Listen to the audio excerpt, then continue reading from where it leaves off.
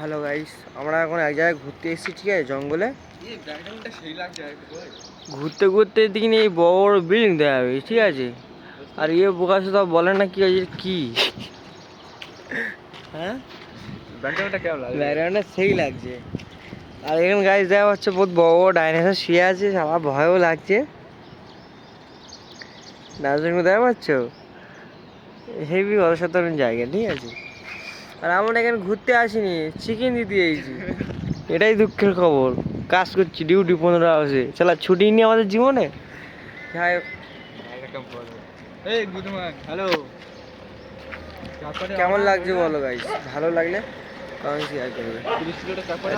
ডাইনোসরগুলো ভেউ করা শুরু করে দিয়েছে।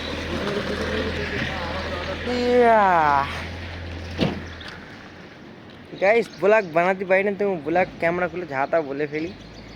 দেখি কবে ব্লগ বানানো শিখি।